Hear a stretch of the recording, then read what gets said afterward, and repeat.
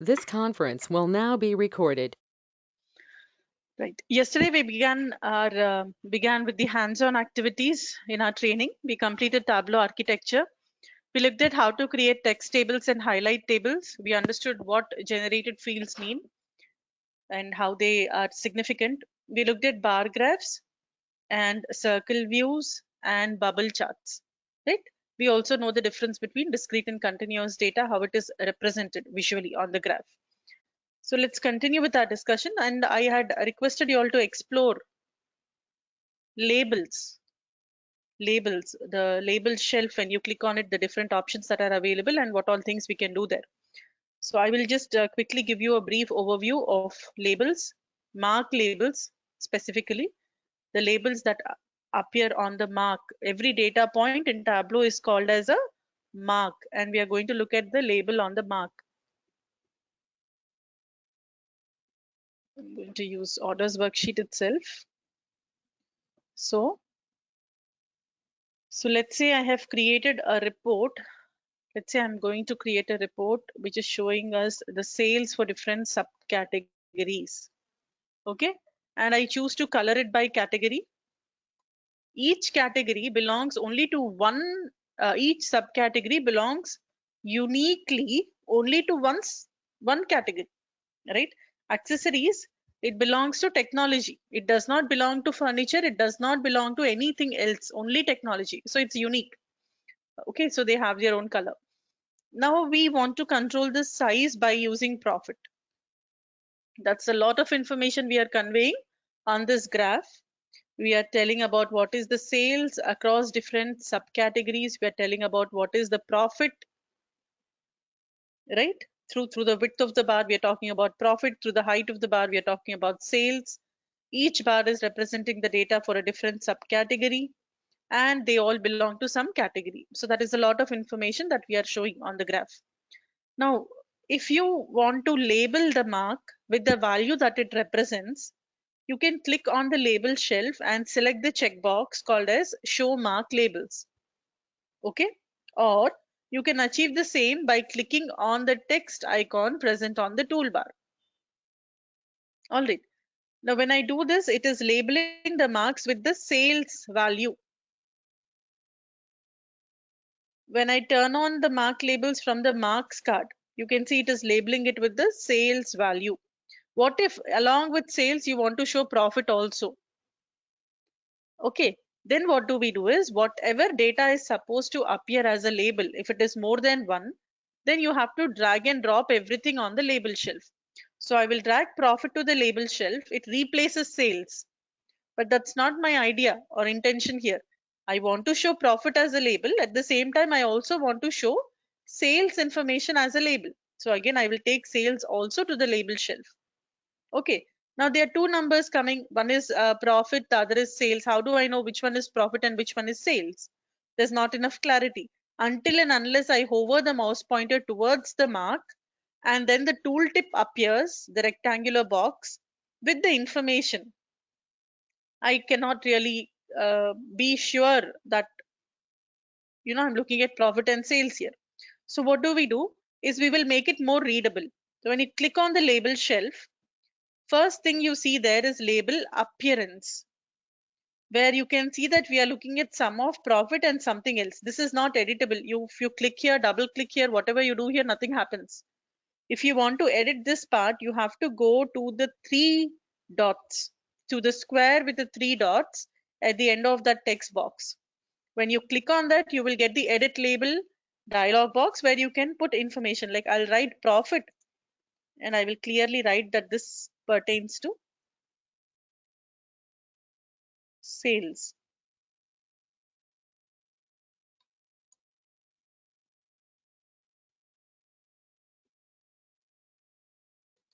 Okay.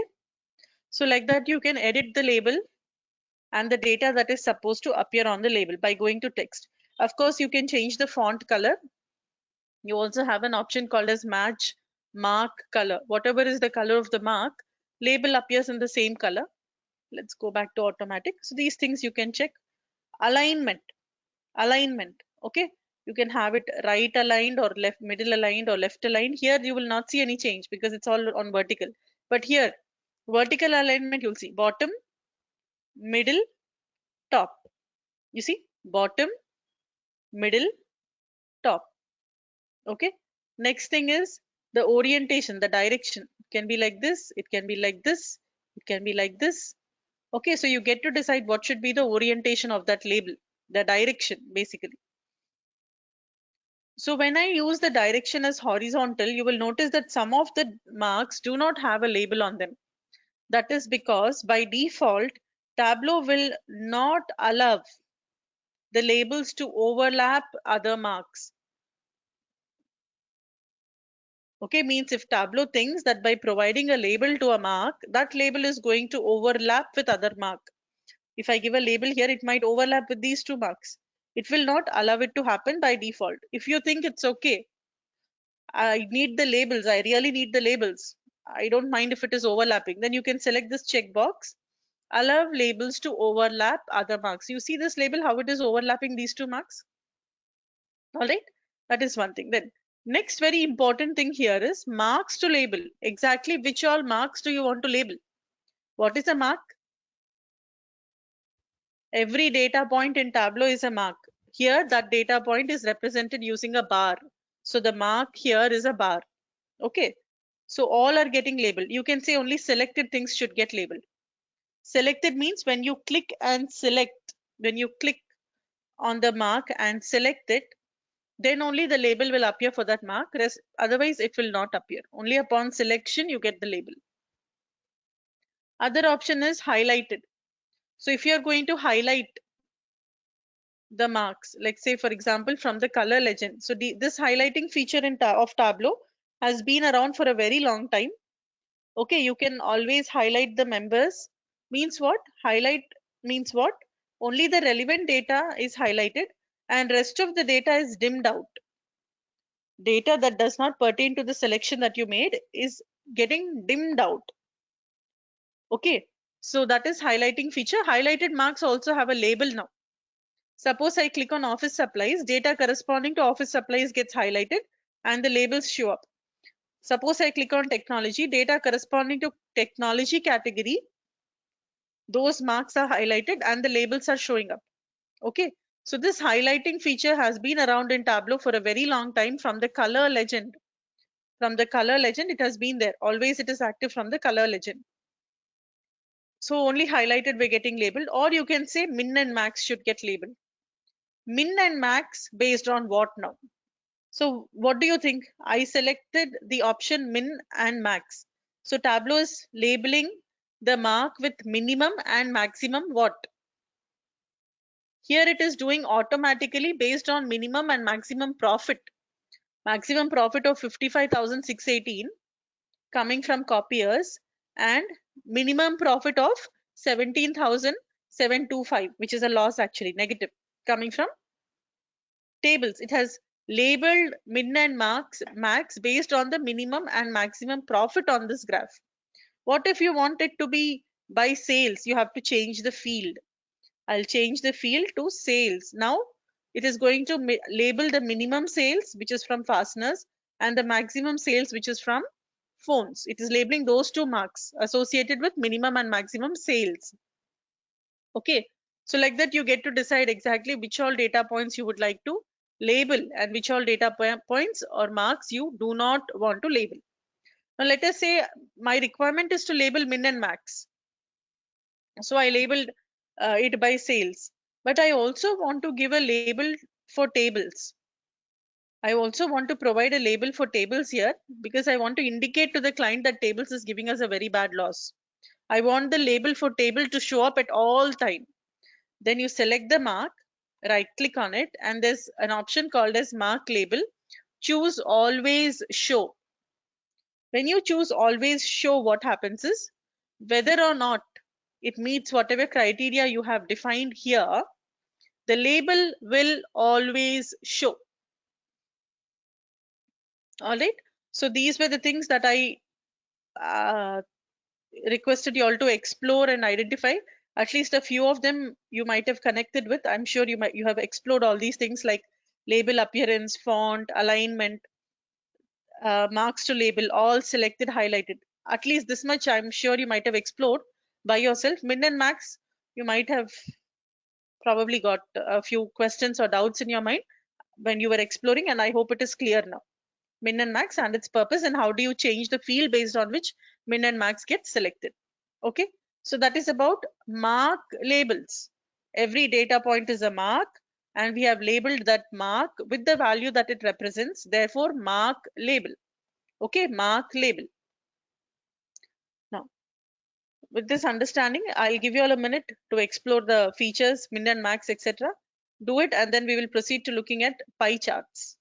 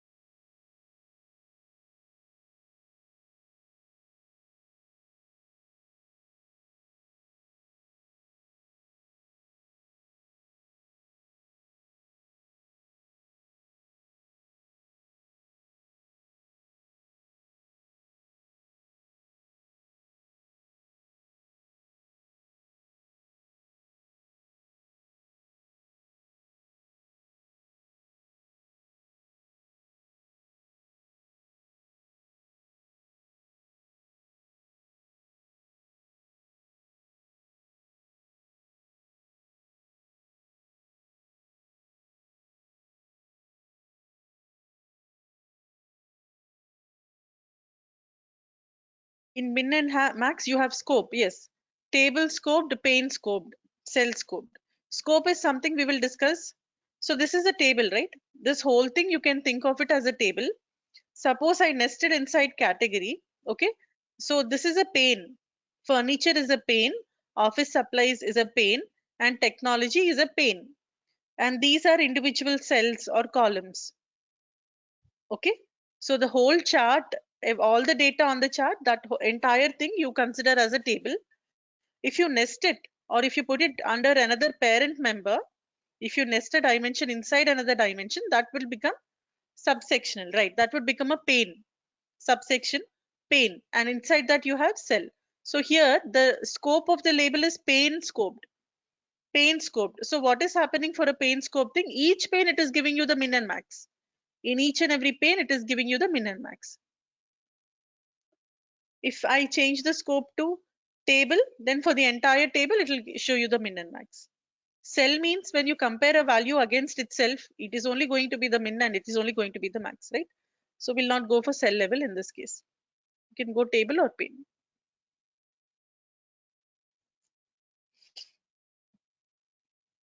Okay. So let's proceed to pie chart. Before we do pie chart, I will talk about stacked bar.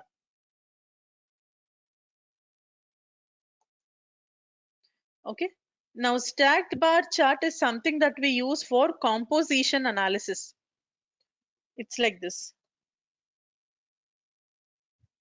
So when you have an eye for detail or attention to detail is important, we said we will go for tables, and you can also go for highlight tables. You know, when you have to perform comparative analysis on the data, what did we see under this? Bar charts are there, then circle views are there, then bubble charts. We have seen these three so far. Many other charts are there, but these three we have seen so far.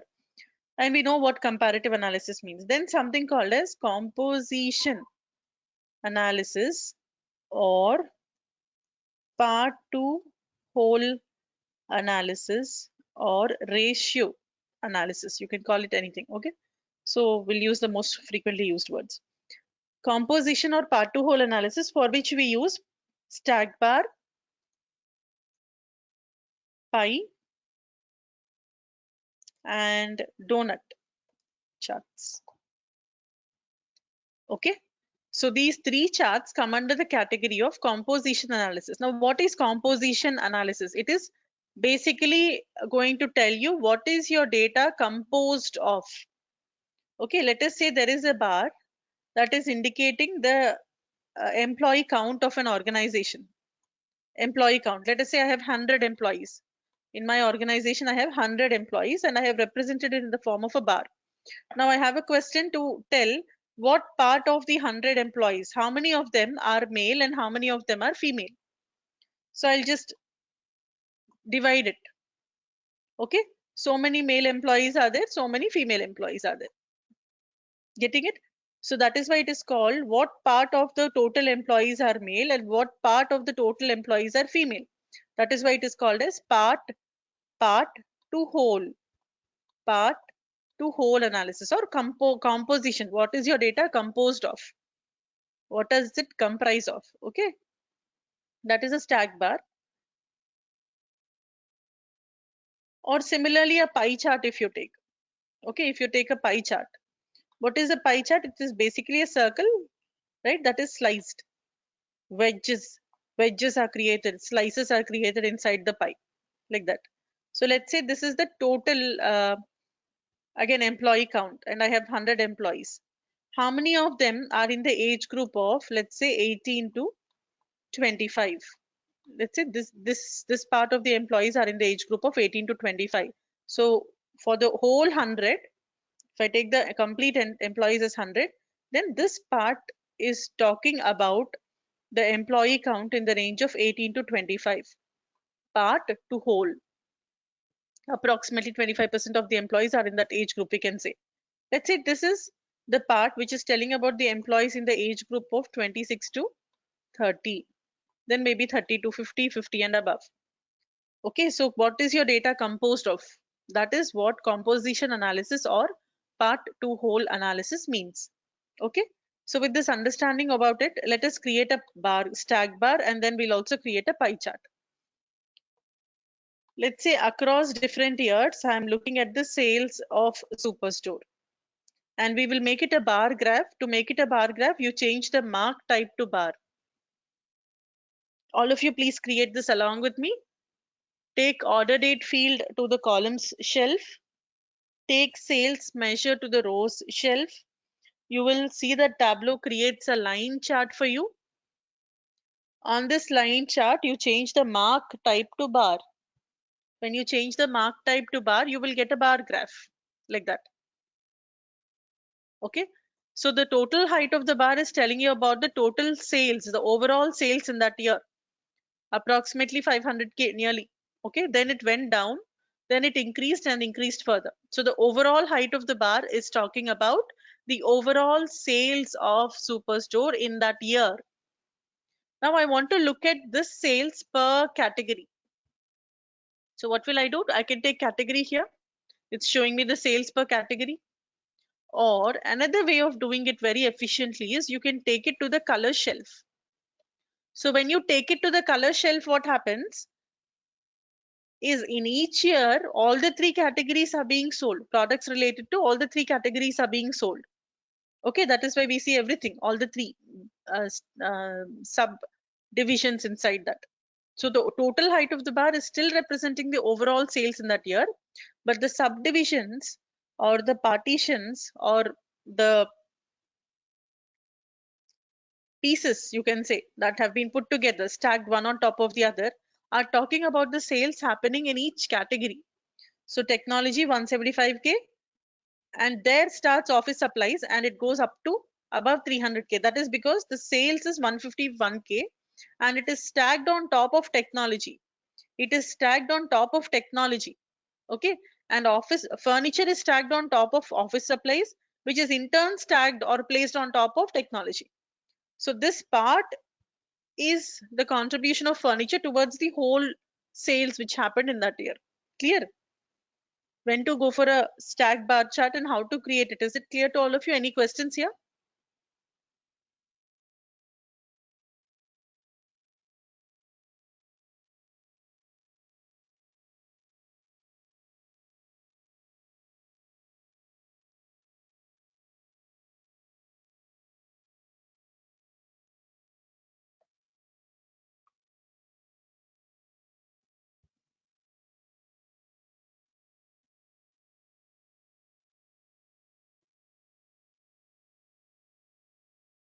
So bar graph you have understood, right? Till here you have understood, right, Namita? We are just indicating the overall sales of Superstore. Now we are telling that we want to look at the overall sales of Superstore per category. So if this is the total sales, then what part of that sales is coming from uh, furniture category? What part of that sales is actually contributed by technology? What part of that sales is contributed by office supplies? We want to know that information. Okay. So I have chosen to take category to the color shelf. So this and the complete bar which was talking about the sales in that year is now broken into three parts, because we have three members in category, and every year all the three category related items are being sold. This part is the contribution of technology towards the overall profit. This part is the contribution of office supplies towards the overall sales. Sorry, sales. This part is the contribution of furniture towards the overall sales. So we are basically stacking the information about three different categories, one on top of the other. All right. Now that we know what we are seeing here, it becomes a little, this is also called as, now we are basically stacking a lot of information inside one single bar, and we are showing this in very limited space available. So this feature is called as maintaining a good data ink ratio. We are maintaining a good data ink ratio. Now what does data ink ratio mean? When we create charts like this where we are showing a lot of information in very limited space, that is called as maintaining a good data ink ratio. Now data ink ratio means this. One of the integrity rules, data visualization rules of integrity by Edward Tufte, says above all show data, right? Above everything else, focus on showing your data.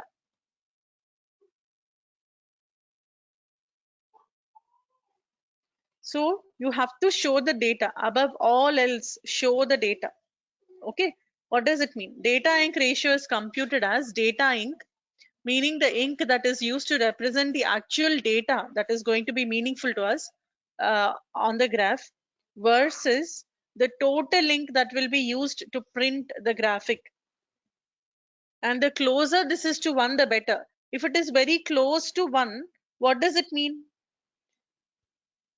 That the data ink and the ink that is being used to print the graphic is one and the same. The total ink required to print the graphic and the data ink on that graphic will be the same. Means everything is data there. There's nothing unnecessary that we have put, is what it would mean. If it is closer to 1, it means everything on the graph is valid information. Nothing we have put unnecessarily over there.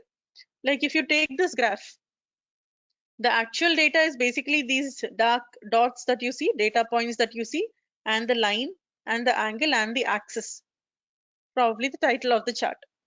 Okay, that is the actual data. What do you think is the unnecessary data here?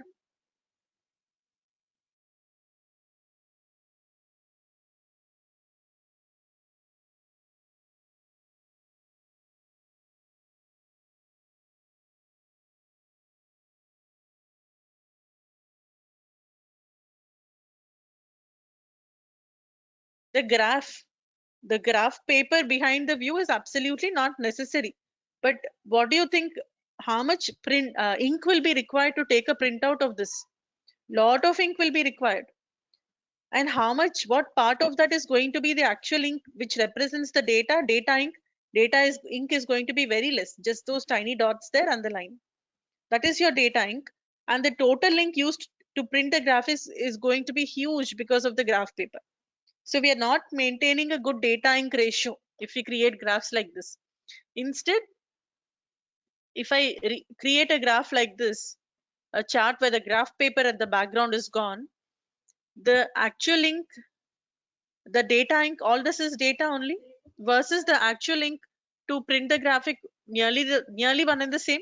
Everything is valid data here, right? So nearly one and the same. Therefore, we are maintaining a very good data ink ratio here, close to one we can say, right?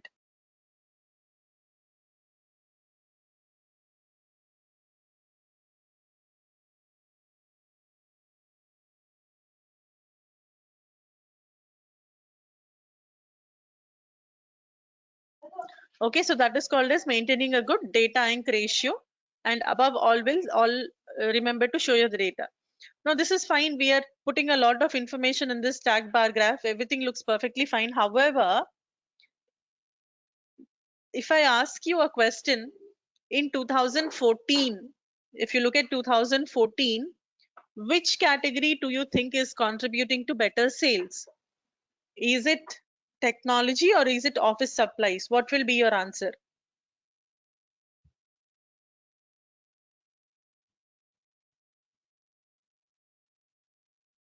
Difficult, right?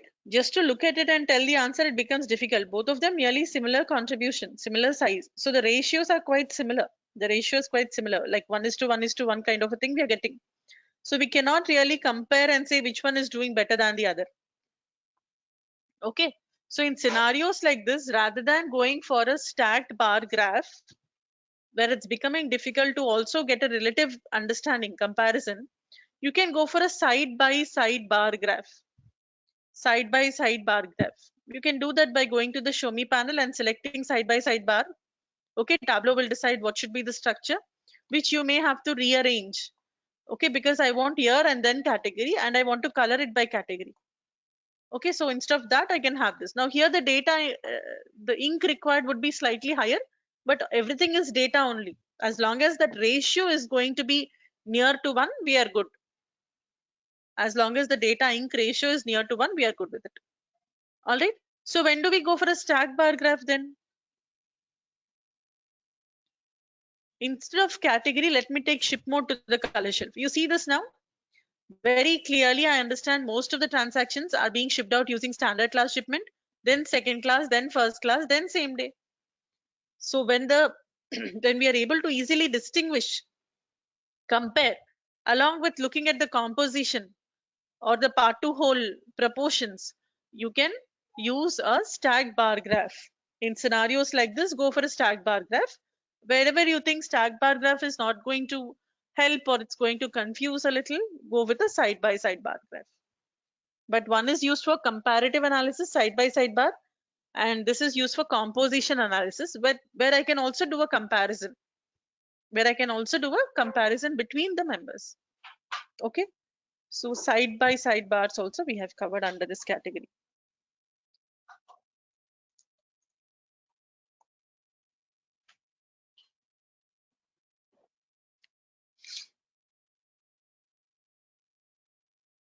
Try out stacked bar, try out side by side bar, and then we will proceed to pie chart.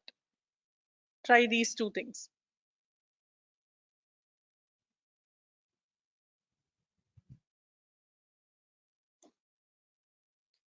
Yes, so here you can also represent it as a proportion of 100%. Now let us say this is sales, right? Now you can just make it, you can apply something called as a quick table calculation and convert it into percent. And then there is something called as compute using, where you can make it table down. So if you consider the sales happening in that year to be 100%, then what percent of the sales is belongs to which ship mode, you can see. But we will not get into this kind of a discussion yet. We need a little more time to come here. So today we will leave it here. Okay.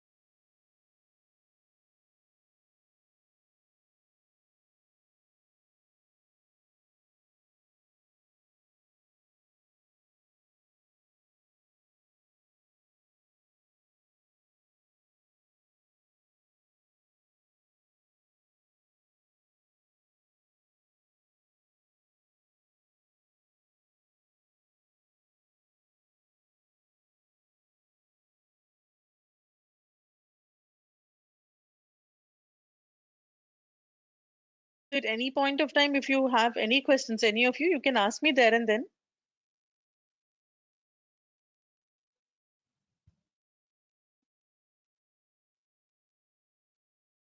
Don't hesitate to ask questions. Okay. So let's proceed to the next chart, which is a pie chart. Pie chart also for composition analysis, which we understood. Let's say our requirement is to look at the, can we add profit to size in this chart? You can do that. You can take profit to size. So you'll get different sizes depending on the profit. But again, you have to think of sorting the data, right? If you sort, it will be more meaningful, but sorting is something we'll cover a little later.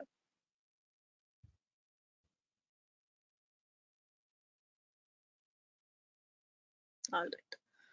So now let us discuss about pie charts, how to create a pie chart in Tableau. Now to create a pie chart, you have to take the help from Show Me panel. We cannot directly create a pie chart. We need the help, we need assistance of or help of Show Me panel for that purpose. So let's say my requirement is to look at the profit across different regions. And I decided to create a pie chart for this requirement, which is going to talk about showing the profits across different regions. Okay. Now what will I do is, after selecting profit, after selecting region, I just have to go to the Show Me panel and click on the pie chart icon. Simple. Click on the pie chart icon. Tableau will create the pie chart for you. That easy. So you select the measure, select the dimension, go to the Show Me panel and click on the pie chart icon. Your pie chart is ready.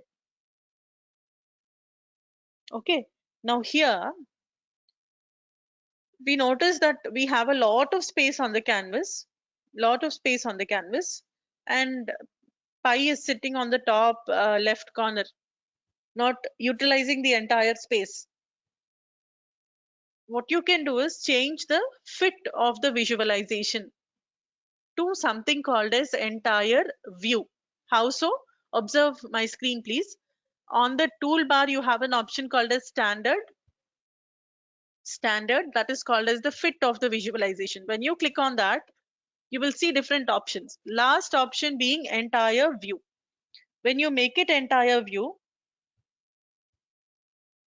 okay, when you make it entire view, pi will center itself, come and sit in the middle of the screen of the canvas. Okay. Now what do we do? How do you think we can enhance? What else would you like to see here? We can label it with the data that it is representing, right? Each slice in the pie, each wedge is representing some information, profit of that region. So let's take region to the label shelf. So we are labeling the wedges based on the region that they are representing. You can also take profit to the label shelf.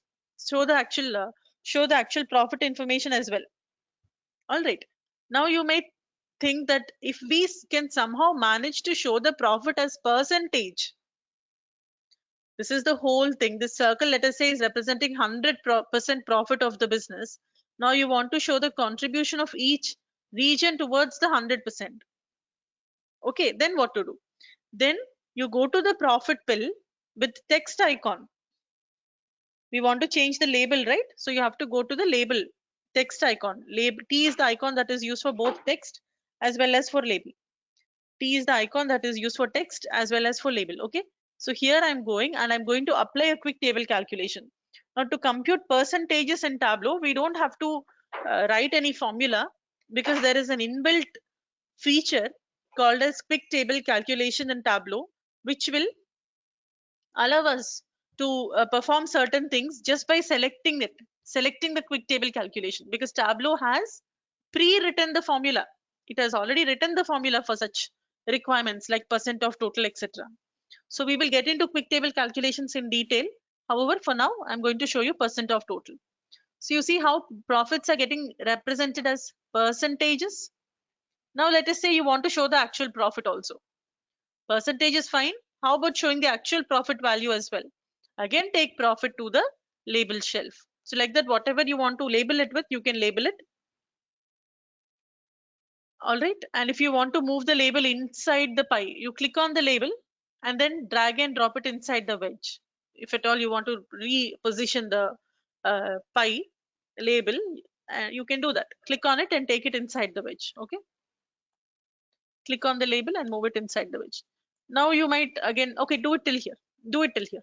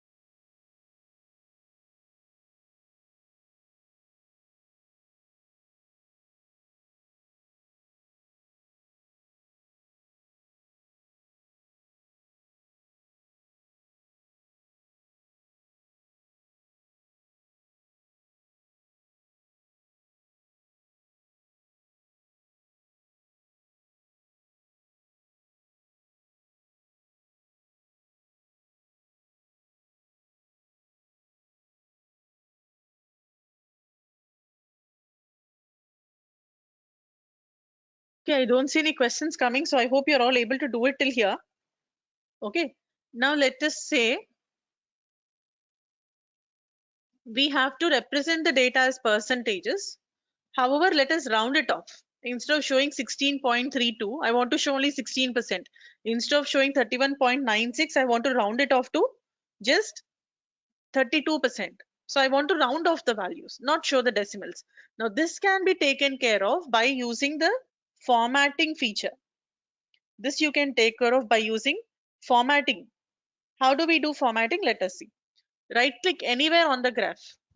Right click anywhere on the graph. You will see an option called as format, which will show up. Okay. On the context menu, select format. When you click and select format, the formatting pane will overlay your data pane. Here it comes on the left side. Okay. Instead of data pane, it will come and overlay the data pane and you will be seeing the formatting pane. Here what you do is select the field that you are trying to format. I'm trying to format the percent of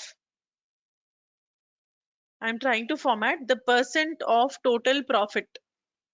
Okay, percent of total sum of profit. So I have to select that field and numbers. The number representation is what I want to format. It is actually coming up as percentages. I will reduce the decimal places to 0.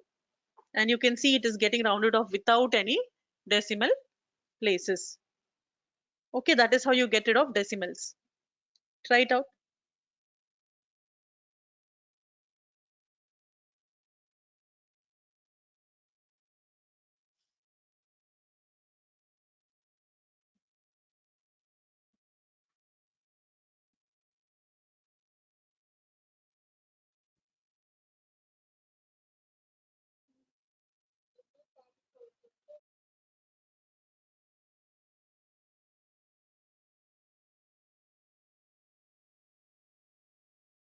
Okay, so this is how you create pie charts and then you enhance them.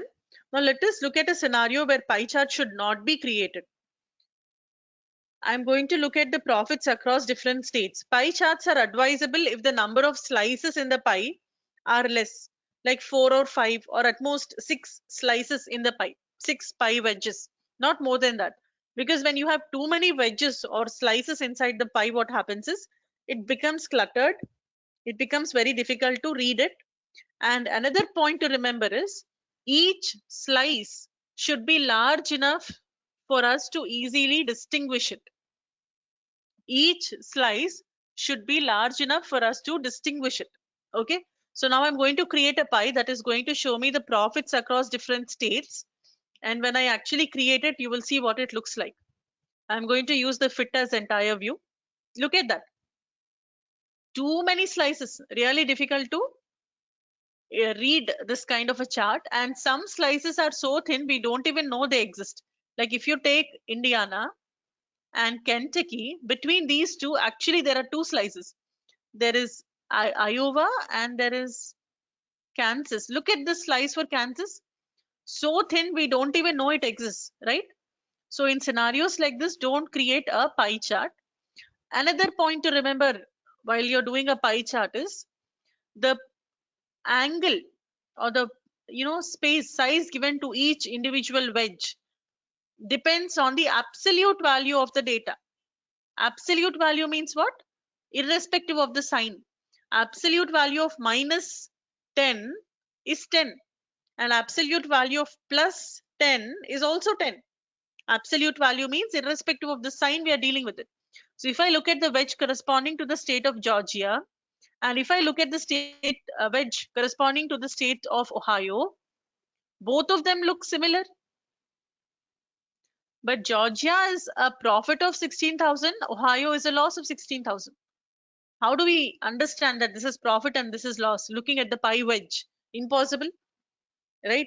So in scenarios like this, don't go for a pie chart where the number of slices are less and each slice again is large enough for us to easily identify it and recognize it. Then you go for that kind of a chart. Now on top of this, yeah, I think that would be about pie charts. So what would be a better alternative to a pie chart? When we are saying, we are clearly establishing that we should not create pie charts in scenarios like this, then what would be an alternative, a better way to represent this data at any given point of time? Better alternative to a pie chart is going to be a bar graph.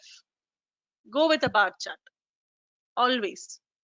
Okay, so that is about pie charts in Tableau. I hope it was clear. We know continuous and discrete, right? We spent enough time trying to understand this. Continuous is something that can have a lot of numbers or values in it. It's a range. Continuous fields are colored in green, and whenever you use continuous field, what happens in Tableau? Axis is created with a range of values. Discrete is something with a limited number of values in it, like country, states. Discrete fields are colored blue, and when you have a discrete field on the graph, what happens? Labels will come up on the headers. Okay, now we're going to deal with dates now. So we're going to learn how to create a line chart. Very simple. Line charts are used to perform analysis whenever you have time series data. Data collected over a period of time.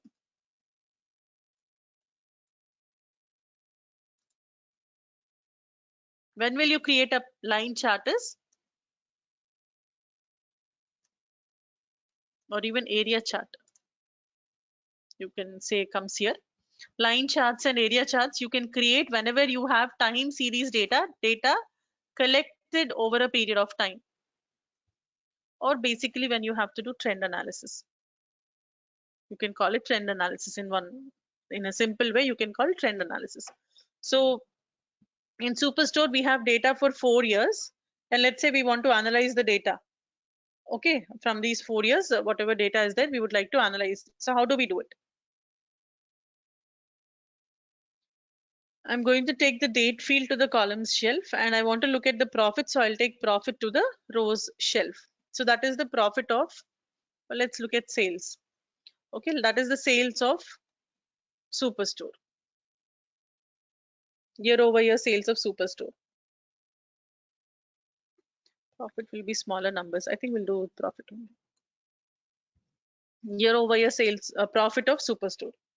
Okay, now Tableau will automatically give you a line chart whenever there is a date field in the input that you have selected to create your graph. If there is a date field, then that Tableau will show you a line chart by default.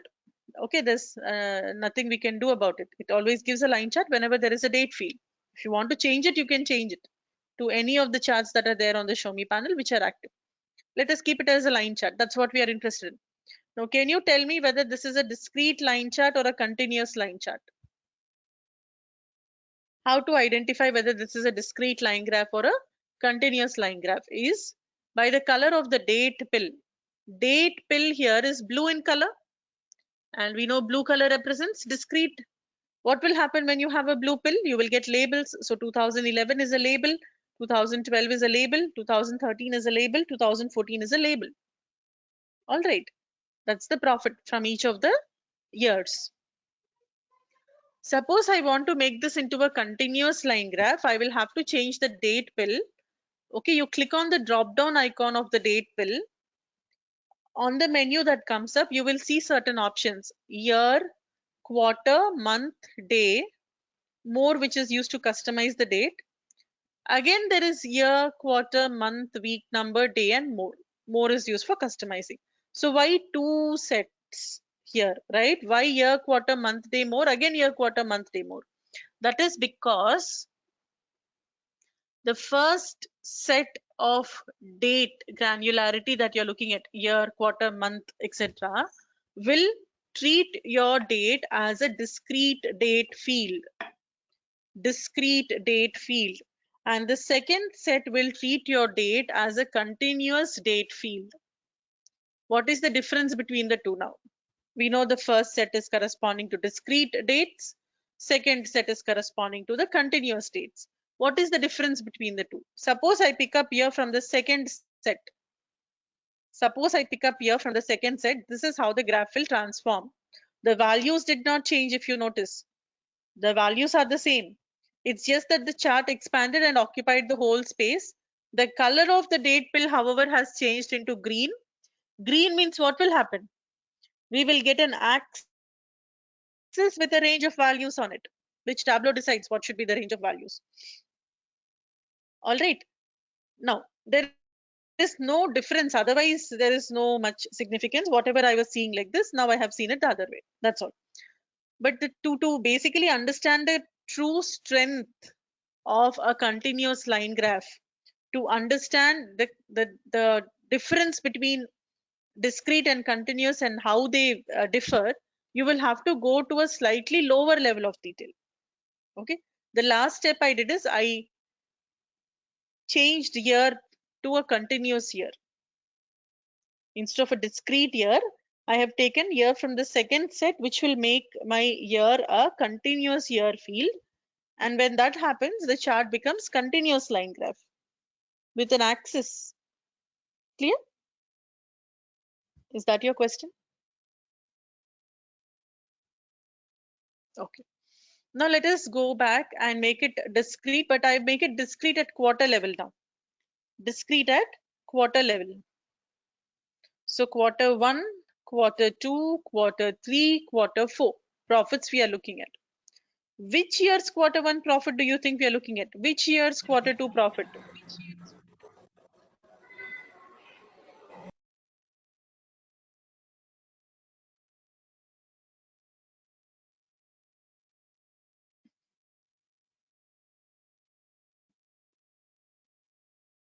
Which part is not clear? You can unmute and ask me a question. So I have taken quarter from the first set. When I pick up quarter from the first set, this is called as a discrete line graph. Why am I calling it discrete? Because the color of the pill is blue and I have labels. So I know it is a discrete line graph. However, okay, quarter is not clear from which year. Right. So this is consolidated. Discrete line graph is a consolidated report. This is the quarter 1 profits from across all the years. Because what is on the graph? Only quarter. Only quarter is on the graph, which means Tableau is not bothered about which year the data belongs to. As long as it belongs to quarter 1, it will take all the data corresponding to quarter 1, sum up the profits, and it is so and so. So this is quarter 1 profit from across all the years. This is quarter 2 profit from across all the years. Quarter 3 profit from across all the years. Quarter 4 profit from across all the years. Okay, quarter 1, quarter 2, quarter 3, quarter 4 from all the years this is. So quarter 1 to quarter 2, there's an increase in the profits. To quarter 3, further increase. Quarter 3 to quarter 4, however, we see a significant increase in the profits. There's a drastic change.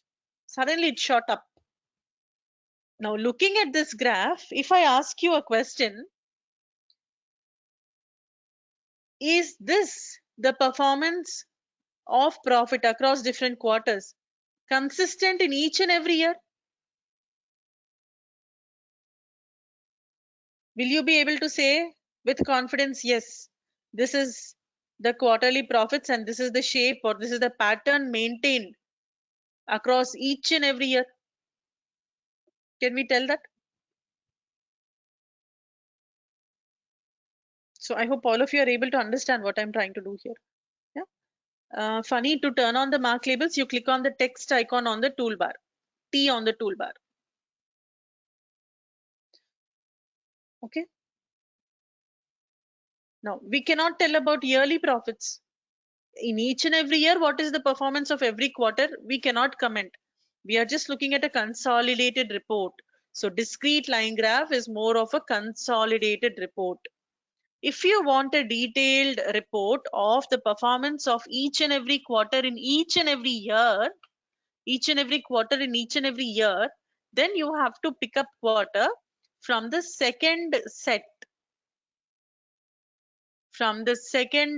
of year, quarter, month, week, day, more. Okay. Here, if I take quarter, first thing is the color of the quarter pill is green, meaning it is continuous. I have an axis with a range of values because of the green pill. We get an axis. And you see, this is quarter 1 of 2011, quarter 2 of 2011, quarter 3 of 2011, quarter 4 of 2011, then quarter 1, 2, 3, 4 of 2012, quarter 1, 2, 3, 4 of 2013. So that overall spike that we saw from Q3 to Q4 was probably because of this year, 2013. Q2 to Q3, not much difference, but Q3 to Q4, there's a significant increase. And here it's a completely different story. Quarter 1 was fine. Quarter 2, the profits went down. It was actually lesser than quarter 1. Then it increased significantly in quarter 3 and kind of not much difference between quarter 3 and quarter 4 here. So the latest year, 2014, has a completely different story. Correct. So to get a detailed picture about your data, go for a continuous line graph. To get a consolidated picture or a summary report, you can go with a discrete line graph. Depending on the question that you're trying to answer for your business, accordingly, you have to choose either a discrete line graph or a continuous line graph. Now, if I pick up month from the first set, how many data points will I get? How many marks will I get? If I pick up month from the first set that you're seeing on my screen, it will give me how many marks? 12, right? Because we have 12 months, and because this is a discrete line graph, one data point per month. This is for January. Overall profit for February. Overall profit for March, from across all the years. Profit of April across all the years. Profit of May across all the years. Okay. Suppose I make it continuous, what will happen? I will get 48 data points, because in Superstore we have data for all the 12 months across all the 4 years. So 4 multiplied by 12, we'll get 48 data points. No, it doesn't matter how many years data you have. It just comes up like you can also go at day level, right? So that is like a lot of data points, 1238 marks. Yeah. Now the Ganesh, I agree with you that we may not be able to draw any meaningful inferences here. We may not be able to draw any inferences. We may not be able to understand the patterns and all. However, you can create. There's no limitation on number of data points that you show on the graph. Yes, sir. Yeah, got it. Okay.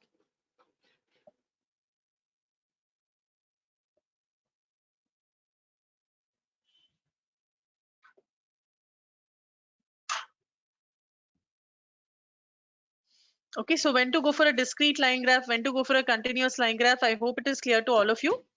Please create it, and then we will proceed to the next chart, which is an area chart. Area chart also very interesting. Now this is a line graph. Okay, I'll not put the labels, I'll remove. Suppose I make this an area chart. I can do that by changing the mark type to area, or by going to the show me panel and choosing area, discrete area. Again, discrete and continuous can be chosen even from here. The concept is the same. What does it look like? The space or the area between the line and the axis is filled in with a color. That is an area chart where the region or the area between the line and the axis got shaded with a color. Okay, but actually this is not the true strength of an area chart. Area chart's true strength is that you should think of it like it is a combination of stacked bar and line chart. Stacked bar and line chart. Okay.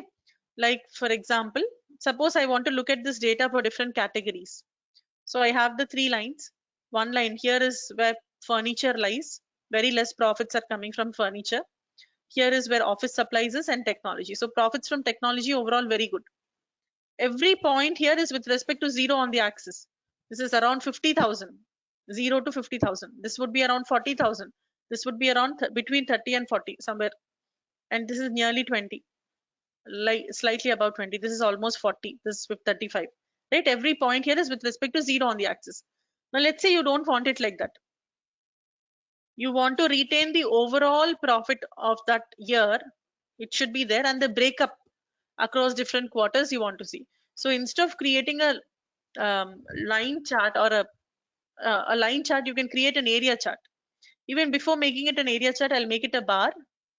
Okay, profit from each year, and I will break it at category level. Okay, so this is a stacked bar graph, and we know how to read a stacked bar graph. Suppose I'm going to draw a line connecting all the technology related profits across different years. Then this is office supplies related profits across different years. And then this is furniture profits, which is stacked on top of technology, which is on top of and on top of office supplies. Okay. So this is the shape of the data. Now let's make it an area chart.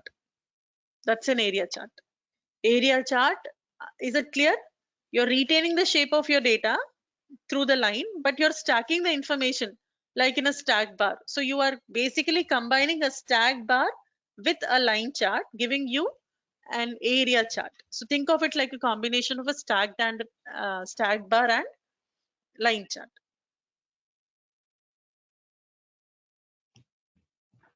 Again, wherever you use line charts, you can go ahead and use area charts there, and specifically when you have to use the feature of stacked lines. It is more like stacked lines. Okay. Now here, so some of you are enrolled only for Tableau, which means I'll have to take you through these concepts of mean, median, mode, called as measures of central tendency, and measures of dispersion, which is variance and standard deviation. Participants from data science background, you have already gone through this, I'm sure. This is what is taught initially, right, in the training. So you will not need it. Therefore, what I will do is I will not take it up now. I will take it up at the end of the session. Okay. So those of you who need an explanation on those concepts, you can stay back at the end of the session. We will discuss. Rest of you who have already covered it as a part of your data science training, if you want, you can leave the session at that time. All right. So for now, we'll take a break and proceed to module 4. We have completed module 3. The agenda for module 4 is to look at some concepts like sorting the data in Tableau, filtering, creating a group, creating a set and combined set, hierarchies, Tableau folders, and highlighter. All right, so this is the agenda for the next module, which we will start after the break. Okay, so take a break here for 10 minutes, all of you. I will see you after 10 minutes where we will discuss these things. Thank you. See you in 10 minutes time.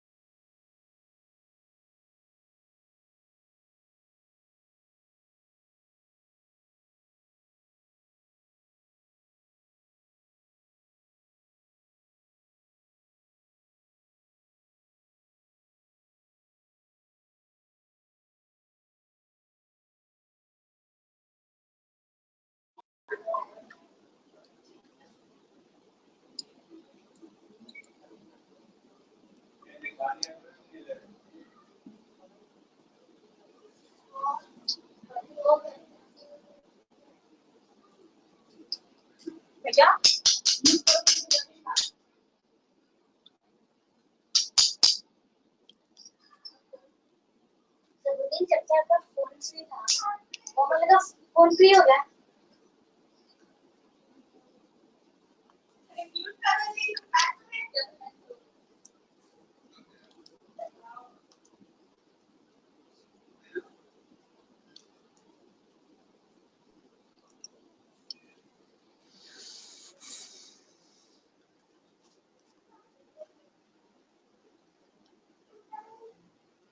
shadowing number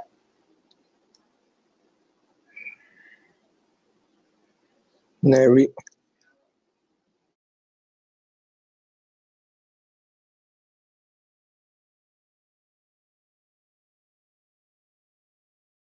go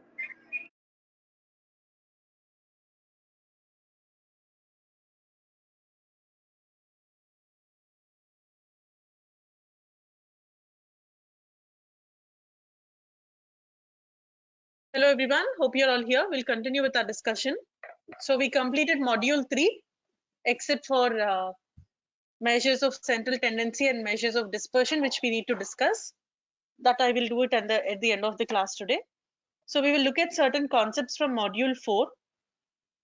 We are going to look at how to sort the data and filter the data today. And tomorrow we will continue with these concepts. Sorting, what does sorting mean? Sorting simply means to arrange the things in a sequence, right? To arrange things in a sequence, either in ascending order or in descending order, high to low or low to high, increasing or decreasing, right? So how do we do it? We have many ways to sort the data in Tableau, from the axis, from the header, from the toolbar. We can do manual sort by using drag and drop feature. You can also sort by field. Go to a field and choose to sort. There you have different options like choosing data source order or alphabetical order, by a field, manual sort, nested sort. How do we do it? Let us see. So let's say I have a graph here, which is showing me the sales of Superstore across different subcategories. Sales of Superstore across different subcategories is what is here. And now I want to arrange these bars. By default, they are coming up in alphabetical order. Alphabetical order. Okay. Now I want to change this.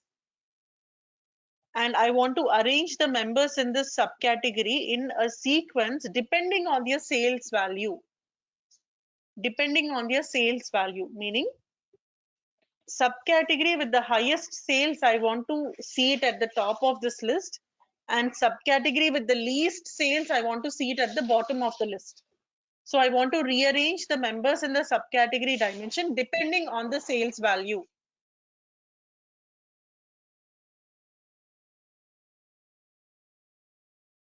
How to do that?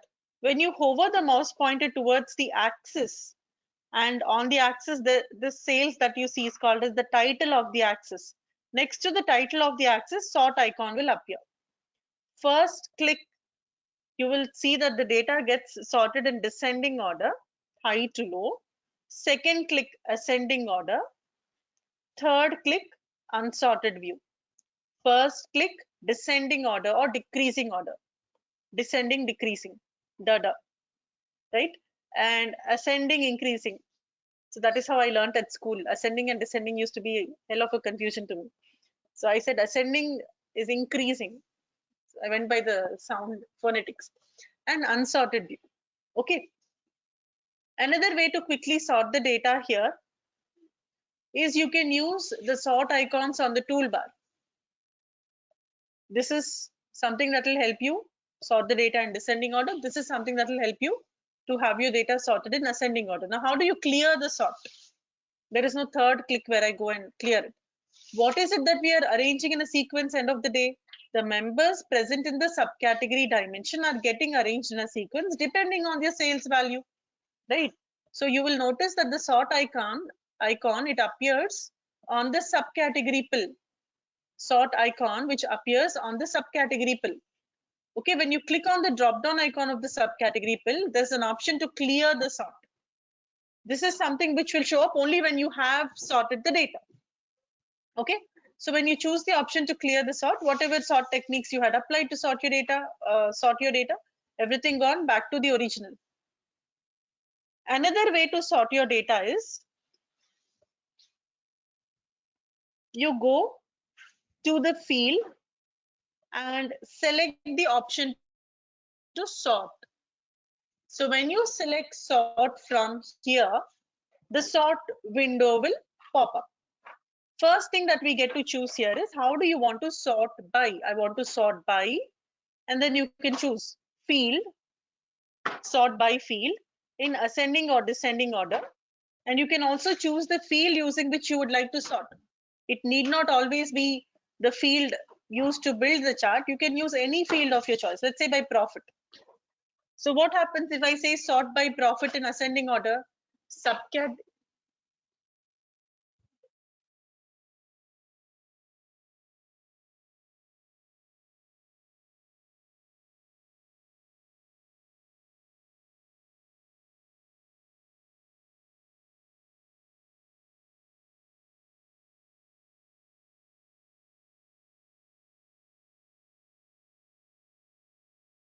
Sorry. So you can see that we have sorted in ascending order by profit, sum of profit, by sum of profit. Again, there is no OK button here. Okay, sort window also you'll not find an OK button. You just have to close it. So what happened? Tables with the least profit is at the top, and copiers with the highest profit is at the bottom. Now, when you create a chart representing sales and sort it by some other field, which is profit, usually it will confuse the end user. Anybody will get confused when they see a different sequence and sort icon and nothing appears to be sorted.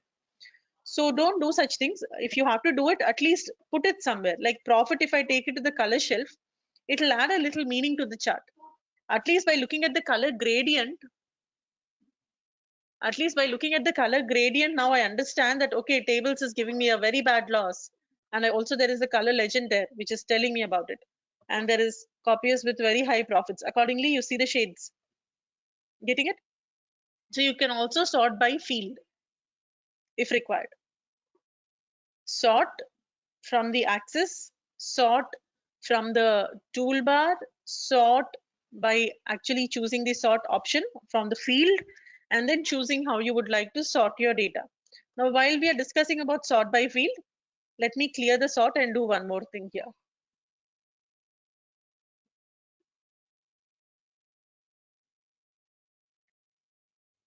No, you cannot see the field names from the sort window menu. It'll come, Rani. That is not a restriction of Tableau Public. On Tableau Public also it'll work. Okay, let us just go back to the original and let us simply sort this data in descending order. It'll come. I'll make you the presenter and check. Okay, give me a minute. So I've sorted in descending order by using the sort icon on the toolbar. I have phones at the top of the list with the highest sales, then comes chairs, then comes storage in the third place, then I have machines in the sixth place, so on and so forth. Okay, now I'm going to use date field and I'm going to put the subcategories inside year. I have nested subcategories inside the year dimension. So what is happening? Tableau just remembered the default sequence of phones, chairs, storage, then machines in the sixth position, so on and so forth. It is retaining the same sequence. Okay, now you may get it in a nested sorted way. A nested sort might have happened on your machine. It happens by default. Here I chose sort by field, so it is not doing nested sorting, but nested sorting happens by default. Okay, here it is not sorted. It has not sorted the dimension members which are nested inside the year. Nested sorting did not happen. It is just sorting by field. Okay, so here you see phones is still at the top of the list, when in reality chairs is doing better than phones. All right, so we can see it is not sorted properly. Now how do you sort it back properly is, what is it that we are trying to sort now? Members in the subcategory dimension. So I'll go there, choose sort. I want to sort by field I want to do a nested sort. Okay, the moment I say I want to do a nested sort in descending order based on sum of sales. Now you see what is happening. Phones, chairs, machines came in the third position, and in 2012 chairs, and followed by the chairs we have phones. So within each year Tableau is looking at the data. It's looking at the sales information in each year and then sorting the members inside that year in a sequence. This is called as nested sorting, which happens by default in Tableau. It happens by default, we don't have to worry. But if it does not happen for some reason, you can go to the field, choose sort. Okay, then you select sort by as nested, and then you select the field using which you would like to sort the data. Okay, so that is sorting from the field. It came now. Okay, next is, now this I will change the chart again. I will just clear the sort. Let me put category here and also category on color shelf. All right, now we can also sort from the header. From the header, furniture is a header, furniture, office supplies, labels. This is header.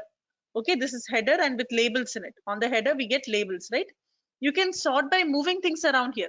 So I'll take storage and place it below appliances, or I'll take storage, move it above appliances. You see how it is moving? I can do a drag and drop. Drag and drop. Manual sorting it is called as, from the labels on the header. Not just the inner dimensions, you can even move around the outer dimension members. Like technology, I'll take it below furniture. Rearranging things, you can rearrange the way you like. Now, when you have nested something inside another dimension and it becomes a pane, you cannot move it to another pane altogether. Copiers, I can place it anywhere inside technology. Here itself, I am allowed to rearrange it, but I cannot take it to furniture or office supplies altogether. Okay, I think it makes sense also not to do it. So sorting from the headers. We can also sort from the color legend. Suppose technology is here. If I drag and drop it above furniture on the color legend, even in the graph, it moves up. Suppose I bring office supplies between them, even in the graph, it will come in between them. Getting it? So we can also sort from the color legend. We can sort from the headers. We can do manual sort. We can sort by field. We can sort from axis. We can sort from the toolbars. All these options are there. Try out everything. I'll give you a couple of minutes here and then we will proceed further. If you have any questions, let me know.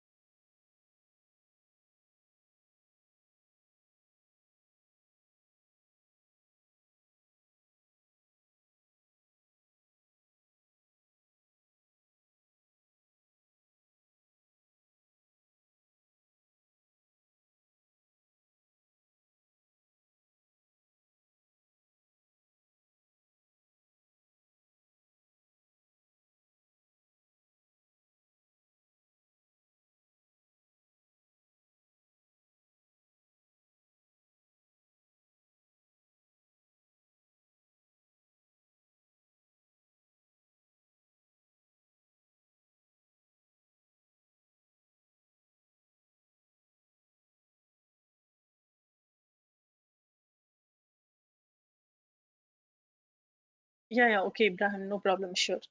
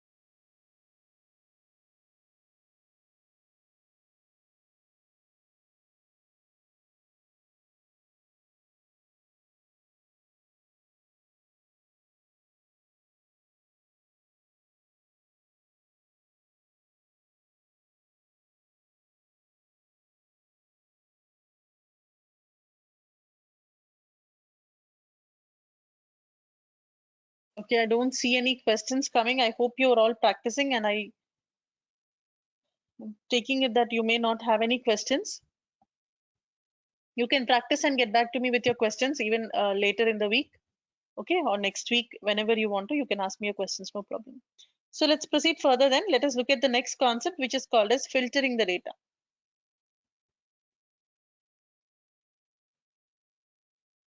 Okay, Tableau participants, I think only one of you.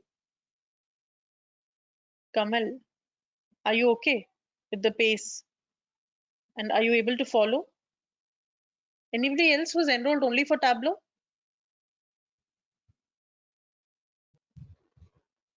Yes, ma'am. Yeah, I could follow actually. Okay. So at Thank you. any time, if you're facing any difficulty or you're not able to understand or you think I'm going fast, you prompt me, okay? You tell me and we will check. Sure, ma'am. Okay, Definitely. I'll let you know that. Thank you. thank you. Yeah. And yeah, Sabahat, so you're also enrolled only for Tableau, is it? So how do you find it? Is it okay, the pace at which we are going? Are you able to catch everything?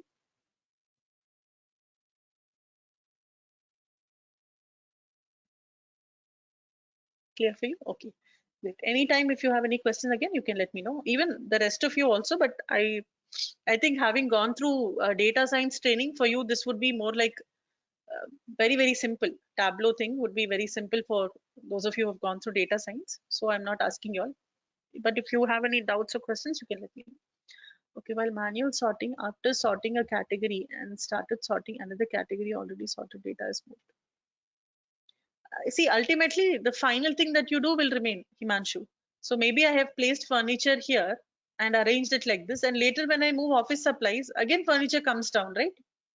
Or when I move furnishings here, and then I bring chairs above furnishings later on, let us say. So it all depends on the drag and drop that you do in manual sorting.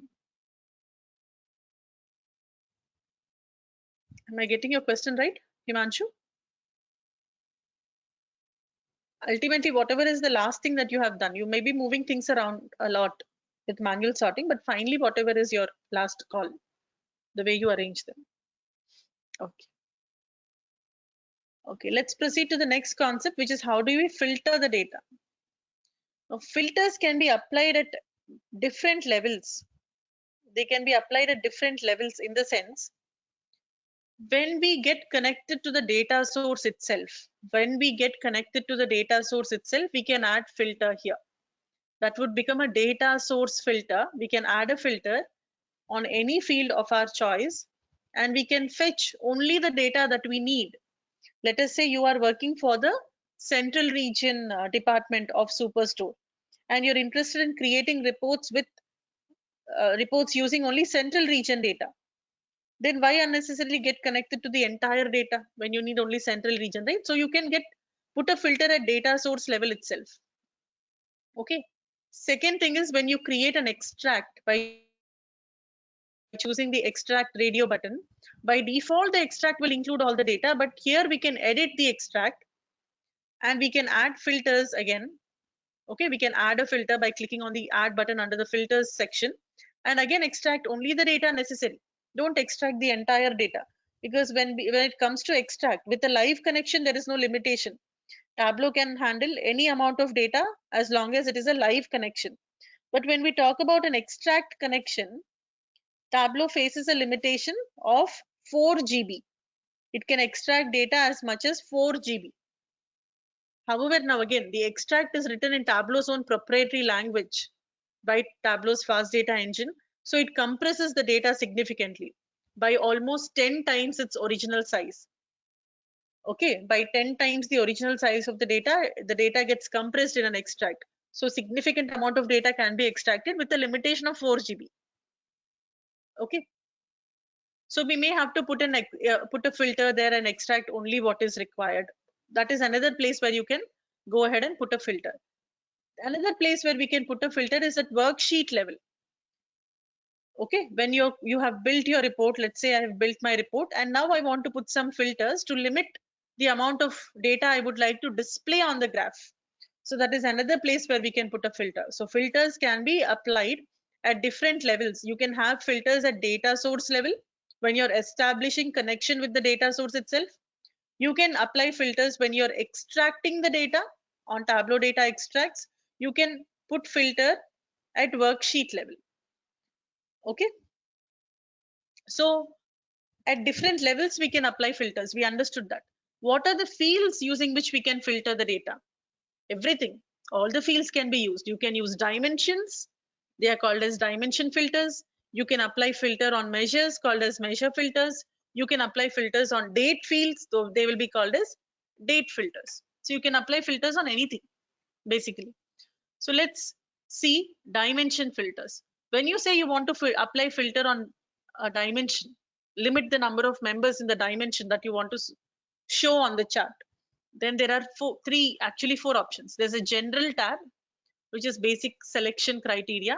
There's a wildcard tab where you can give something that matches the string or substring that you define, that kind of conditions. There's a condition tab and there's a top tab. We will see all these now.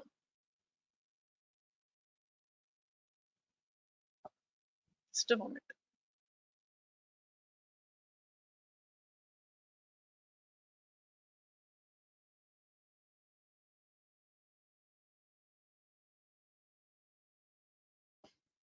Okay.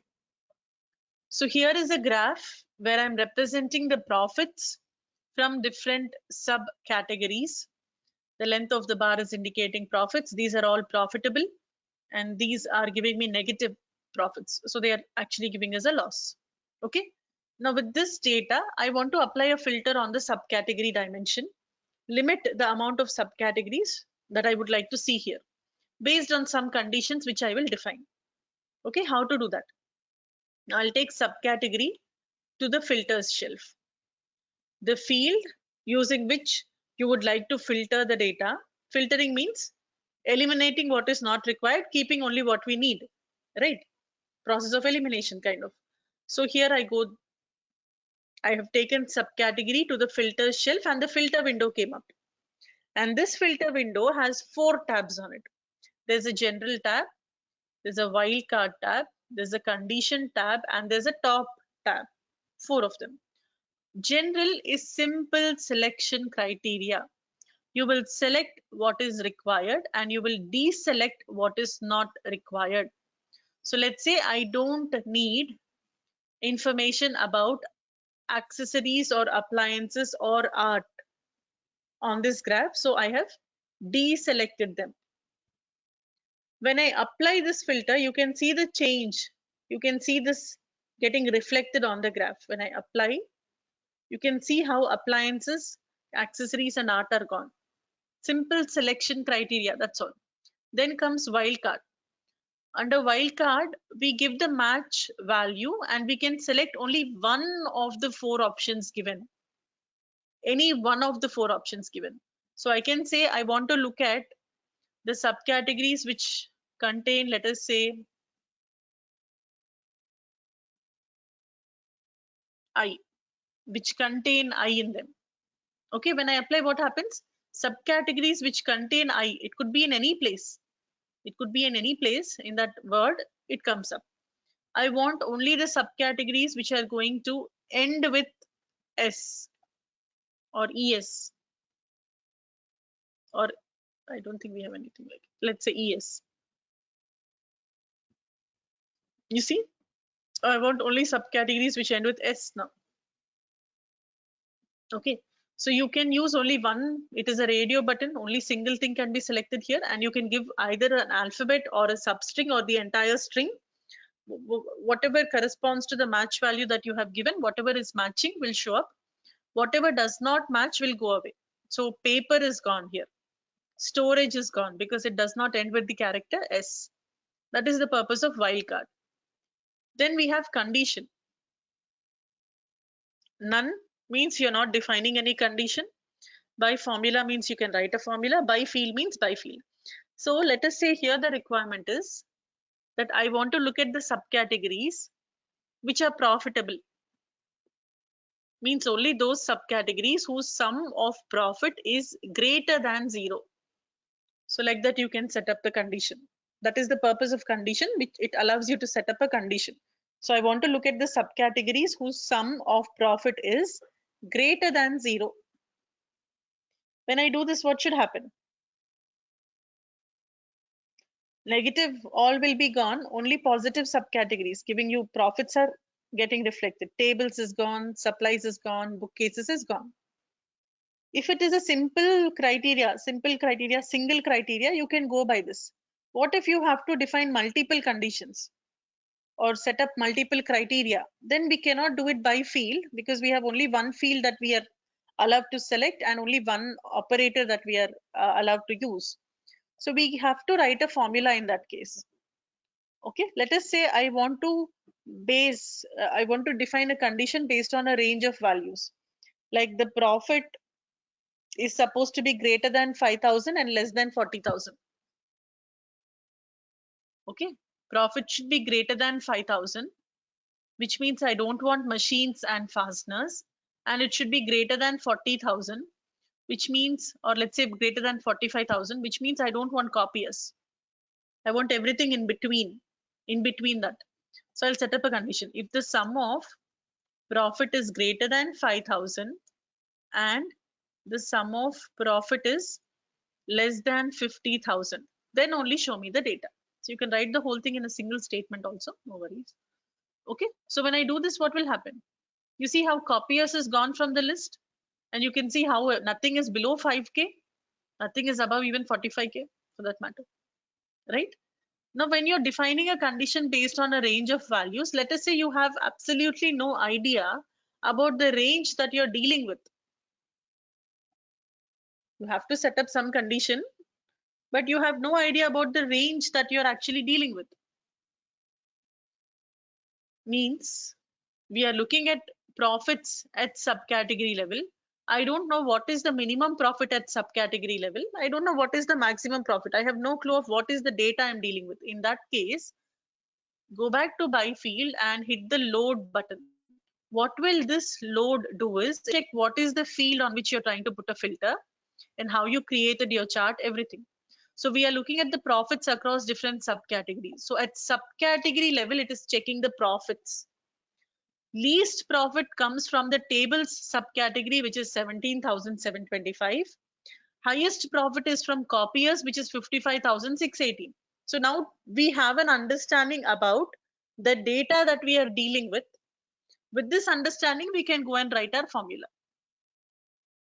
Okay, that is the purpose of range of values and the load button that you see here. Now I have got everything. I'll go to top. The last tab is top. Top is used to set up a limit on the number of data points that you would like to see. Top is used to set up a limit on the number of data points that you would like to see. I want top by field. I want top 3 meeting the criteria I have defined. So what are the top 3? I'll get phones and I'll get binders and chairs if I put this condition. Other option is we can make it bottom. If you don't want top, you can also choose bottom. I'm saying I want bottom 3. Then when I apply, what will happen? The other 3 will come up. Getting it? So what is it that you need to understand from this example is all these conditions get applied on the data together. Okay, this is this and this and this and this. When everything is met, that is what you're seeing. You're eliminating what is not required and you're keeping what is required. At any point of time, if you have any confusion or doubt, yeah, range of values, I'll tell you. Yeah. At any point of time, if you have any confusion or any doubt, or you want to really understand what did I do here? What are all the conditions I have set up? You can always go back to the general tab. On the general tab at the bottom, you will see a summary box. Okay, the field is subcategory. Manually, I have selected 14 of the 17 subcategories available. So I got rid of 3 subcategories here. Then I put a wildcard condition saying I want those subcategories which are going to end with S. Then I put a condition that I want only those subcategories whose profit is in this range. And on top of that, I want only bottom 3 meeting the whole criteria defined. Getting it? So like that, they work together and give you the result. Now, what is the purpose of range of values over here? Let's say I am looking at the data for different regions. Profits at region level. So you will see that the highest profit is West region, 108,418. Least profit is Central region. Okay. Now I want to put a filter on region. So I'll take region to the filter shelf. The window will come up. I'll go to condition. I want to define some condition in order to put a filter. But let us say I have no clue about the range of values I'm dealing with here. I'll go with by field and click on load. When I do that, Tableau will check your graph. How did you build your graph? You're showing regional profits. So it is telling you that the minimum profit is 39,706 and the maximum profit is 108,418. Now that I know what is minimum profit at region level and maximum profit at region level, I can write my formula. Getting it? That is the only purpose. It gives you an understanding about what is the range of values you're dealing with.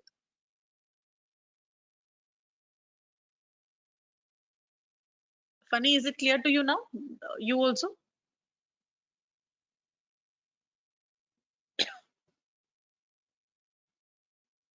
Okay, thank you for the confirmation. So that is about dimension filters. There are a few examples here. You may try to solve it later, okay, offline. We are discussing the concept, and as homework you can try and solve whatever is there in your assignments. And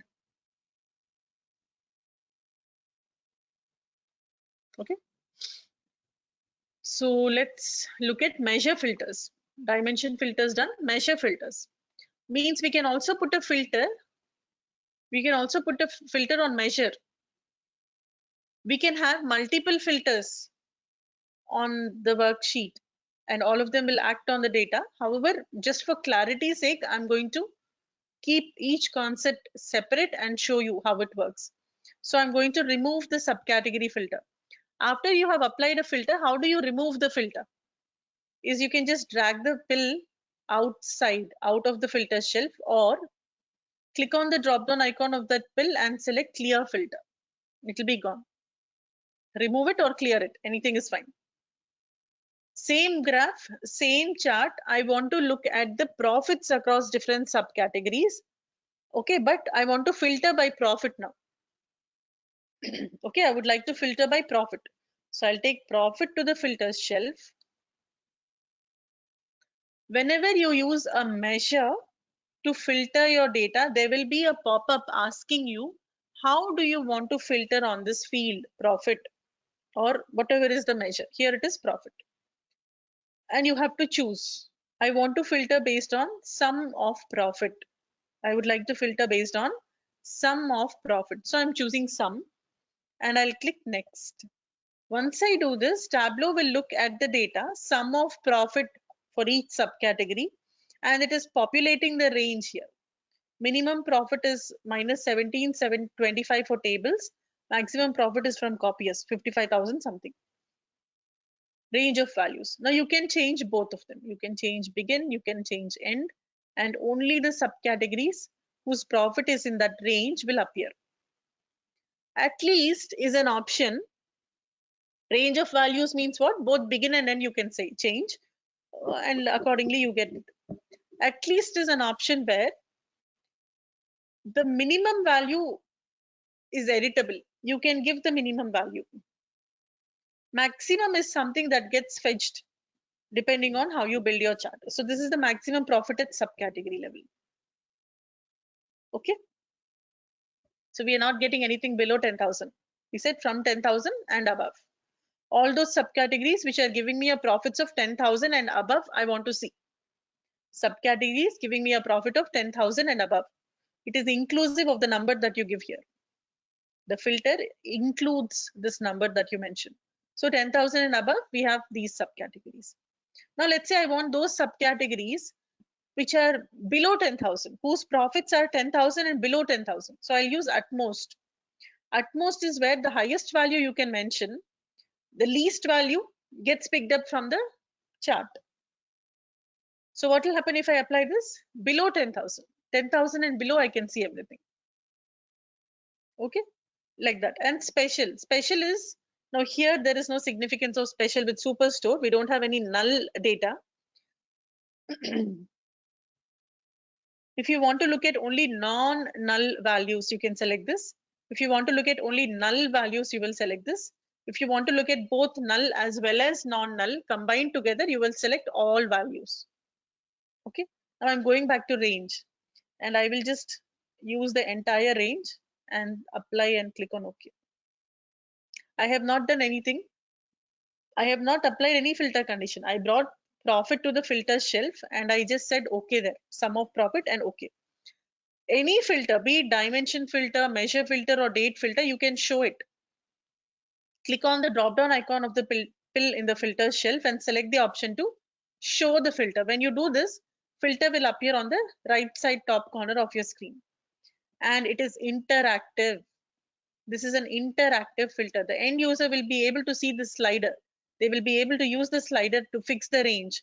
Or if they are not able to fix the range very precisely using the slider, they can also click on the box inside the box and it will become editable. So 10,000 to 30,000. So I can also give this. It is inclusive of these two numbers. Is it clear? Measure filters, any question here? Null value, I will tell you. That I have to tell. We have not discussed.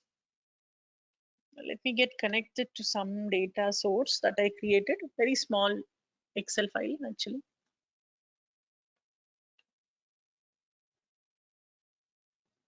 Now, sometimes every organization, let's say they have different departments in it, right? Organizations, they have different departments. Not every department deals with monetary transactions. There are certain departments which have nothing to do with monetary transactions. They are not dealing with profits and losses. Like let us say there is one organization with 5 departments in it, A, B, C, D, and E, where C is a department that does not deal with monetary transactions. So there is no money transactions happening. No money transactions happening means there is nothing like profit or loss there. There's nothing like profit or loss. Nothing is entered at all.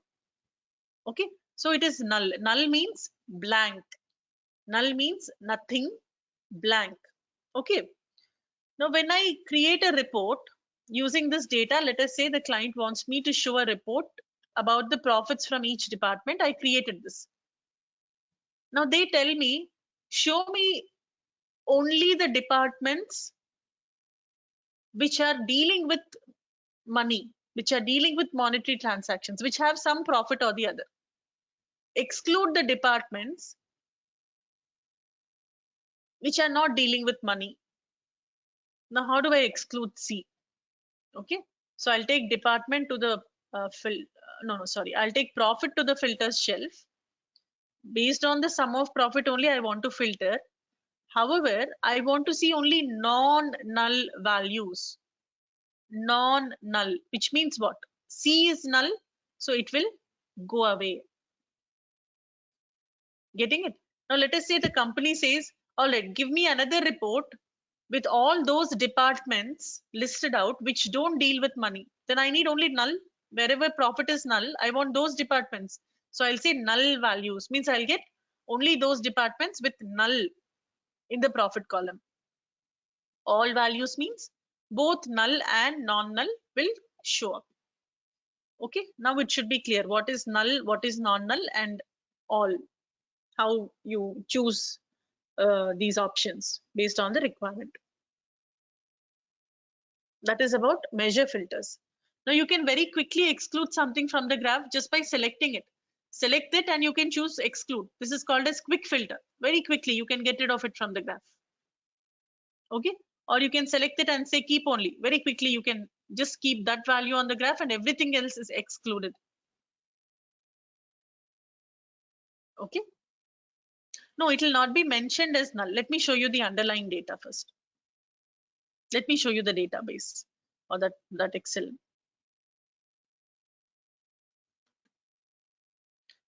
It will not be written as null null. It will be left blank. If something is left blank, Tableau will read it as null, null, that way. Okay, Ganesh.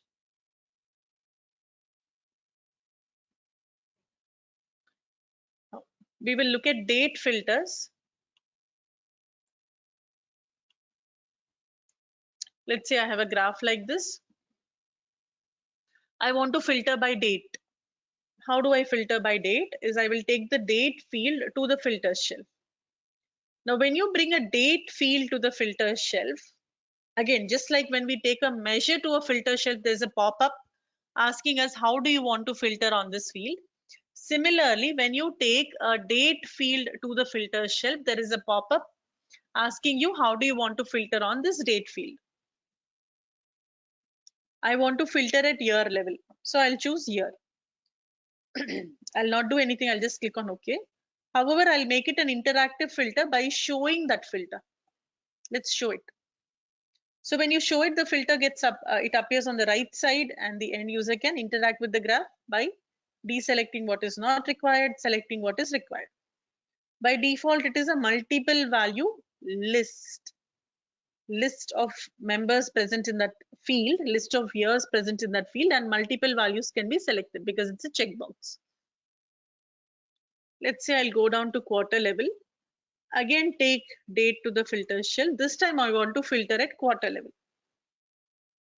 So quarters, I'm not doing anything.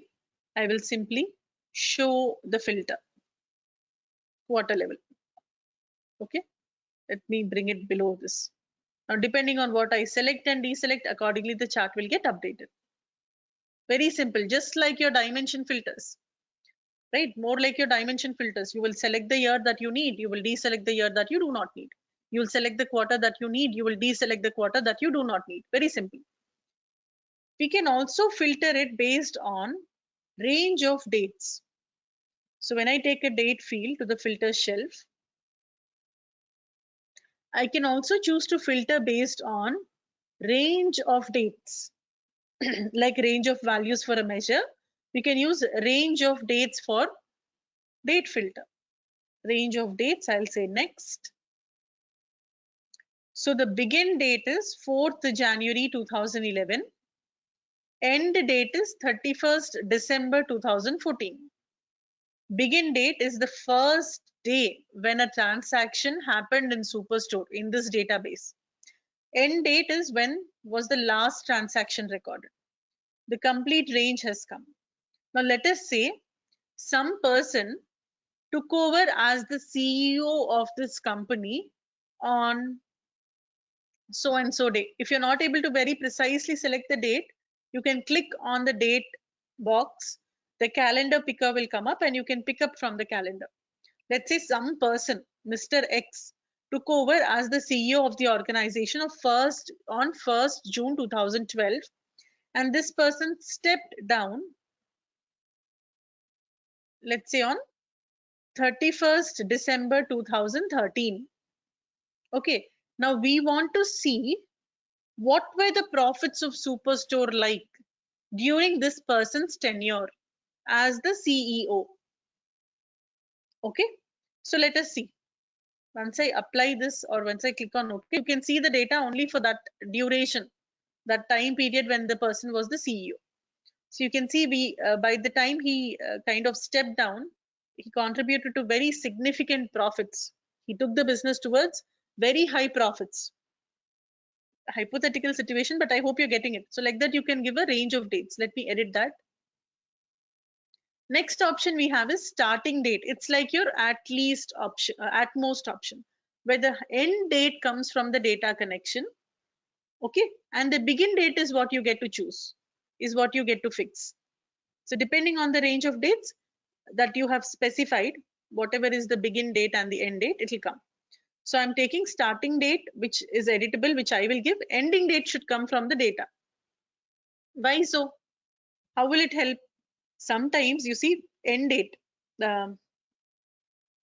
start date to define fixed start date that you want to filter on, and end date is fetched from the data source. If you're not able to, if it's an ongoing business, right? If it's an ongoing business, we cannot really fix the end date. Every day new transactions happen. Every day the date keeps changing, the end date. So in such scenarios, the starting date option is very helpful. End date keeps getting updated from the database. Begin date is something that you get to choose. Okay. Then ending date is the opposite of it. The first day when the transaction happened for the business is fetched from the database. The end date is what you can choose. The other way around. So range of dates where you can edit both the range of dates where you can edit both begin and end. Starting date where you get to edit the starting date. Ending date where you get to edit the ending date. Special is again null, non-null, all. If you have your database with some null dates and you want to see those years which are null, then you can do that. Same logic, okay? Now here we have one new thing called as relative dates. Okay, there is one new concept called as relative dates. Relative to, by default, it is relative to today.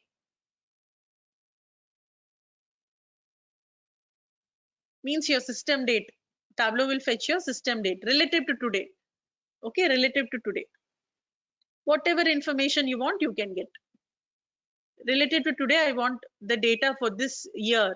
This year is 2020, which begins on 1st Jan 2020, ends on 31st December 2020. So it will fetch me the data for 2020, whatever data is available, if the data is available.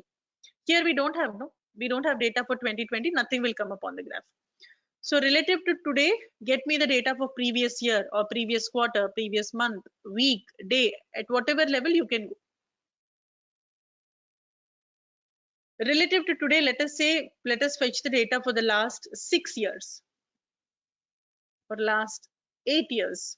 So you see the dates that it is going to consider from 1st Jan 2013 up to 31st December 2020. It is going to get you the data for 8 years. 2013, 14, 15, 16, 17, 18, 19, 20. 8 years. That is how it goes. You can check this date value here to understand what data will be fetched. So if I apply, how much will I get? I'll get 2013 and 14, the 2 years for which I have information here. Okay. Now, when you're dealing with historical data, some data that is collected in the past, like Superstore, where we have data only up to 2014, it does not make sense to analyze relative to today. Correct? It's not making sense analyzing the data relative to today because it is something that we collected in 2014, up to 2014. So in such scenarios where you might want to change the relative date, you want to compare it with respect to some other date apart from the default, which is today, you can simply click on this checkbox, anchor relative to. Okay, anchor relative to, and here you can mention any date of your choice. So I'll say relative to 2013, same day, but in 2013. So I want everything to happen relative to the anchor date. This is called as the anchor date. If I say fetch me the data for the anchor year, what is the year here? 2013. So it's going to fetch me the data for anchor year 2013. If I say fetch me the data for next year, from the anchor date, next year is 2014, so it will fetch us the data for 2014. From the anchor date, get me data for the previous year, it will give us data for 2012. Getting it? So you can also change the anchor date to whatever date of your choice and perform your analysis relative to that anchor date. That is the purpose of relative dates. Okay. Just a few more points I have to discuss on filters actually. No, it's a range of dates that you're dealing with. So you cannot exclude something in between. If you have to do such things, then you have to go with a discrete date filter. Okay, Ibrahim, you go with a discrete date filter that will allow you to remove something from the middle. But when you're going with a continuous date filter, you can edit begin and end, but you cannot edit something in between. Here you can do though. So I want to show only 2011 and 14, then I'll have to check this.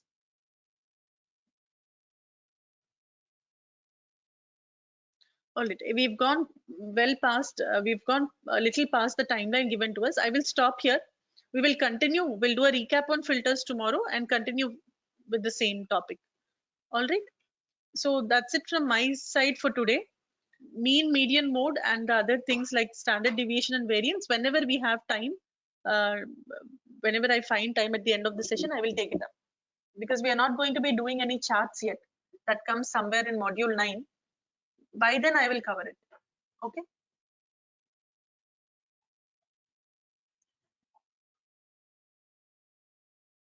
Attendance for yesterday was not marked. Anyway, Manish had taken down your names.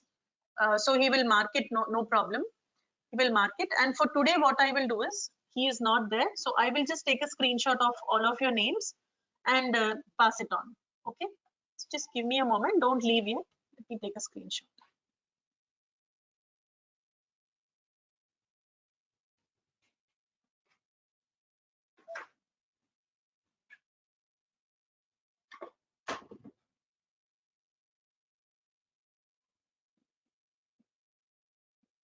I don't know if this GoToMeeting tool will come in the screenshot or not. It came. So I can do Kaushik.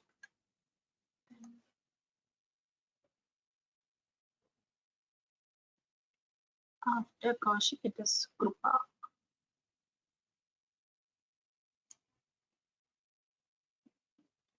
To Pragati. Yeah, that's all. Okay. Thank you all. I have taken your screenshot of the GoToMeeting tool. Okay. So I will pass this on to 360DG, the team, and they will mark the attendance from the backend. Okay. All right. Thank you all so much.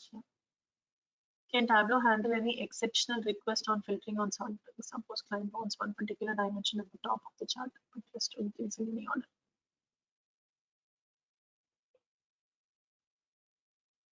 Yeah, then you go for manual sort. Something should be at the top of the chart, rest of them is okay. Then you go with manual sort. Okay, Kripa. Manually, you place that thing on the top.